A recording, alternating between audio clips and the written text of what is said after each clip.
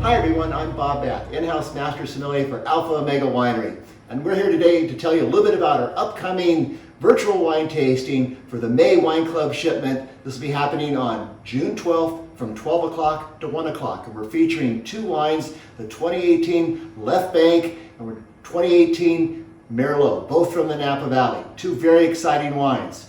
But I have here today with me Chef Daniel Kedan. Dan is a chef instructor at the CIA along with myself, but you're also proprietor of a restaurant called the Backyard in Forestville, California. Forestville. And I know that the Backyard restaurant has been doing some really wonderful things during the pandemic. Tell us a little bit about it. Yeah, so this is crazy times this last year, and my restaurant has been working with the county and the community to support the people that need it the most. We've been cooking anywhere between 800 and sometimes well over 1,000 meals a week, supporting our seniors and people that need food the most.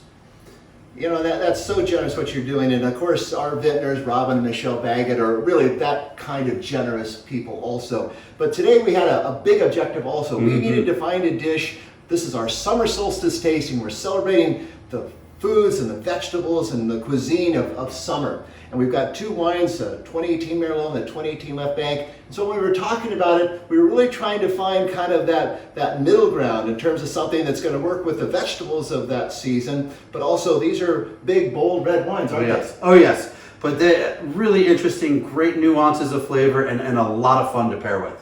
Yeah, good. And I know that the dish today we have is Heirloom Carrots and Chorizo. And it sounds kind of interesting. Now, how did you come up with that? So when we were tasting the wines, it was what we do when we taste is I lay out 50 plus different bites of food, all different types of things, because you never know what's actually going to work. And one of the defining characteristics that we just kept on coming back to was the fact that these wines love spice, not spicy, but spices. They really help to bring out some of the depth of flavor, the nuances of the wine, and the one spice that kept on coming back was paprika.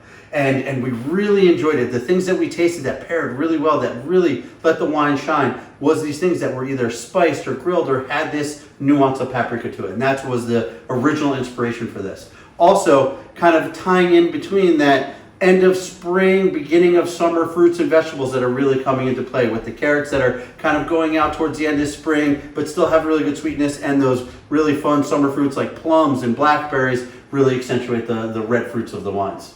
I'm really excited about this dish, and I think it's really kind of this East meet West. We've got this wonderful, almost kind of Indian influence, but yet we've got albondigas. We've got really, this is Spanish for meatballs, right? Exactly. And that's kind of the idea where we do this Spanish style meatball, and then we have this lightly spiced carrot and fennel, again, kind of accentuating that paprika in a couple different ways, and again, giving some of the people at home something fun to play with spices. First thing, we're going to get started with the Blackberry Mustard. It's a really fun way to highlight fruits. I love fruit mustards. They're really simple, great way to do it. Then I'm going to show you the spice mix and how we cut the fennel, spice the carrots and the fennel, get them roasting, and then we'll do a quick saute with our mushrooms, throw some blackberries in there, and then we'll go through and I'll show you how to plate this all together. That sounds exciting, Chef. Thank you.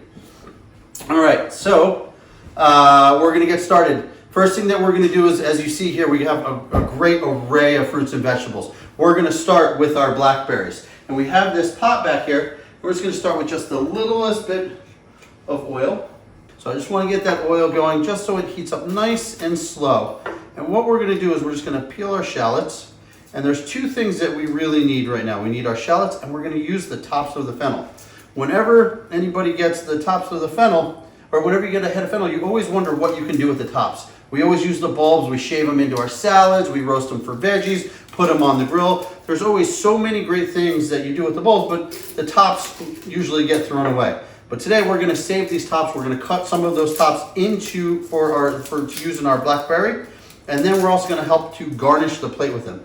So all I'm doing right now is just cleaning up these shallots, and we're just going to do a small dice. You don't have to be so proficient with your knife with this, because eventually this is going to get pureed. So just nice and simple. If these were my culinary students, I would say they have to be a perfect brunoise. But since we're all at home and this is nice and easy, I'm just going to say a nice small dice will work perfectly for you. Just a little dice. And you know, I'm originally from the East Coast, and when I first moved out here, one of the things that got me that I just couldn't get over was how strong and sweet all of the onions were. And even to this day, it still makes it where I still get amazed with how good and sweet the onions are. Put that down, and we're going to start that cooking.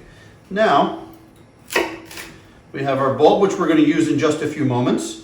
But first, we want to take some of these tops. And some of the fronds here, we're just going to save, because these are delicious. They're great to muddle into a cocktail, but they're also great to help garnish a plate because they have really good flavor. So if you look at the recipe, we need about a cup of our Fennel Tops. And it's just a really simple, rough chop. The tops are a little bit more fibrous, but because we're going to cook them for so long, they're actually going to break down and really add a lot of flavor to this. We don't also want to use too much because we don't want the fennel to overpower the blackberry. All of this is helped to accentuate that flavor of the blackberry. As always, a little pinch of salt goes in there. Just a little pinch because we'll continuously season throughout. And we're actually going to save these because we're going to need them in just a little bit. While that's happening, I'm going to show you how to cut the fennel. Okay, so we want to do nice pieces of the fennel. Take that outer layer off. This is extremely fibrous and doesn't really break down. And then we're going to cut this into 6 or 8 pieces. If this was a little bit smaller, I would say 6 pieces. But because it's this size, I think we can get our 8 pieces out of it. And if you notice, I'm leaving this little bit of the root on at the end because I want this all to stay together.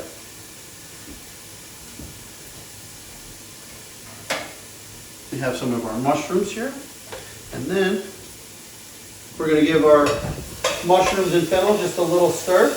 And again, we don't want any color. We just want it to be nice and light. And turn this down just a little bit, and then we have this little nub of butter right here. We're going to add that little bit of butter. And once that butter melts and we sweat down our fennel and our shallots, this is where we have these beautiful blackberries. And the blackberries go right in.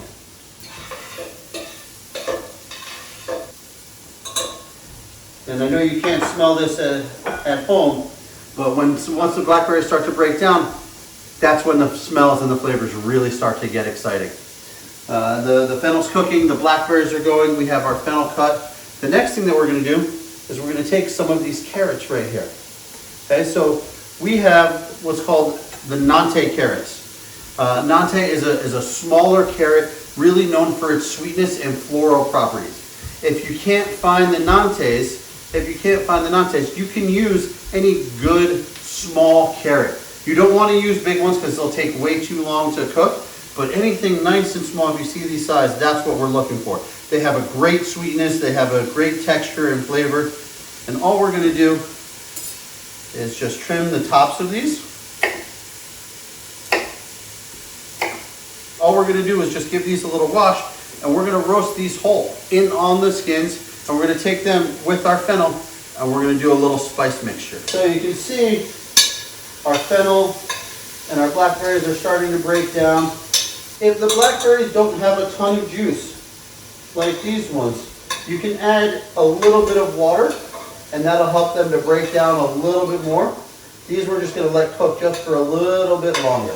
So while those are cooking, I'm going to show you, we're going to get the spice mix ready, and we're going to roll, and we're going to spice up our carrots and our fennel. So this is the spice mix that we have. And you can see we have so many different spices. We have garlic powder, onion powder, Aleppo pepper, cumin, all of these great spices. But you see that defining characteristic is that red spice, that paprika, all of that, really, really great. And so that's what we really want. And so we take our oil, just give it a little bit of oil in there, and we are creating basically like a little paste. And I do recommend gloves when doing this. We need to add a little bit of salt. We're going to take our carrots and our fennel, and they're just going to get tossed in this spice mixture, in this paste. And this is what will bring all the great nuances and flavors of these out. Because the fennel is cut kind of thick, it should match the same amount of cooking time as the carrots. But be careful, you just want to check every once in a while they're in the oven. So we're going to lay our carrots out, nice like this, coated in our spice mix. Take our fennel and do the same. And we're going to pop this right in the oven. And they'll be at 350 degrees for anywhere between 15 and 20 minutes, depending on the actual size of your carrots. Now, the next step that we're going to do is we are going to shape our albondigas, and we'll get those into the oven as well. This is our chorizo mix. It's got all of the onions and the garlic and everything already put into it. Again, that paprika spice being our defining spice that we want. And we're just doing nice little balls. If you'd like them a little bit bigger, you can definitely go a little bit bigger, but we want them to cook relatively quickly. And what makes this an albondigas, again, is that spice and also the addition of the egg that we put into it. So this is a very traditional style Spanish meatball, again, with the spices that it has. A little Spanish style chorizo. I love what the paprika did for the wine. It really brought out all of the nuances. It really brought out all the flavors of the wine, and it really helped to accentuate it. Again, about that 15 to 20 minutes at 350 degrees, and that's why we did it like this, so everything can kind of go in at the same time.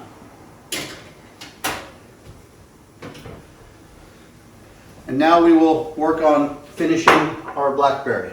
You know, Chef, what I love each you dear is you really kind of found some wonderful common elements between the food and the wine. We've got the blackberry, we've got the fennel, a little bit of that anise character, we've got the spices. We've really got so many things that are in these wines, actually in the food themselves. Oh, totally. And that's what, again, when we're doing a pairing, that's what we want. The food is here just to make the wine sing. It's not about the food. It's about really getting those nuances, those spectacular flavors that really are accentuated by what the food brings out. And that's what makes this so fun from a chef's perspective. All right, so we have our blackberries, and so this is right at that point where we'll add that little bit of mustard, and then we'll puree it. And what it looks like when it's done right after the puree is this beautiful consistency, this beautiful texture. And that's another thing when we think about plating, from a chef's perspective, again, is what it looks like when it hits the plate. We want things, we always eat with our eyes first, well before we've ever tasted anything. And now I'm going to do a quick sear on our mushrooms, put a little bit of blackberry into it, and then we're going to start plating. So these maitake mushrooms, I know they're also known as hen of the woods, right? And I know they're wonderful for you medicinally, aren't they? Yes. If you can't find maitake, what other type of mushroom? You can definitely find oyster mushrooms. Oyster mushrooms are really great. A fantastic substitute. You can even use a cremini. A cremini would work really well, and those are things that are definitely readily available kind of everywhere you go. And that's really what you want. The idea is to get that umami, that mushroom flavor. Maitakes are great, and we have great people out here that grow them, and that's why I like to use them. But if you can't get them, oyster mushrooms or cremini will work just as well. All right, so a very quick sear on our mushrooms. And again, if you see, I'm leaving these kind of big, a little bit bigger in size, because that's what we want. Just a little bit of salt, a couple cracks of pepper. Okay. And then as they cook, I'm just going to grab a few of these blackberries. Just a couple of these blackberries right here. And we're going to put them into the pan while these maitakes cook. Again, we want them to break down and really help to flavor the mushrooms. Now, Chef, with the chorizo, was it a certain type of pork that you worked with, or what's the secret of chorizo? The secret of chorizo is having good fat. Okay. The secret to any pork is having really, really great quality pork, but also pork that has a good amount of fat to it. And that's what we want. We're utilizing that spice but also the fat that comes with it. We don't want it dry. We want it to be really flavorful and really unique. And that's will help with the nuances of the pork. So now we are going to do our plating. Okay, we've got our blackberries cooked. We have our mushrooms cooking right here. Okay. Okay. So trying to squeeze some lemon juice. Again, a little more pinch of salt. And now we think about plating. So again, visually, we have this beautiful blackberry mustard. Okay.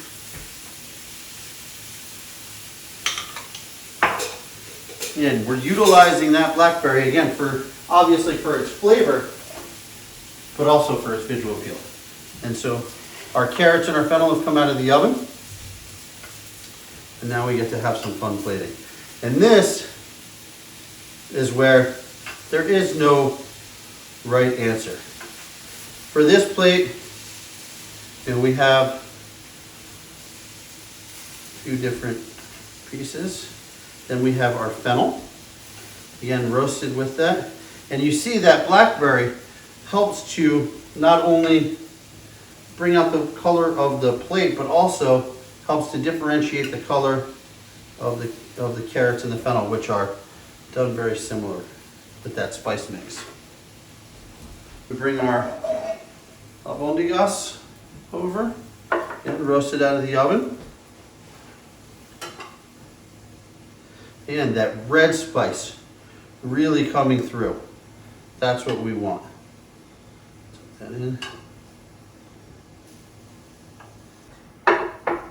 And the mushrooms for their flavor, really, really great.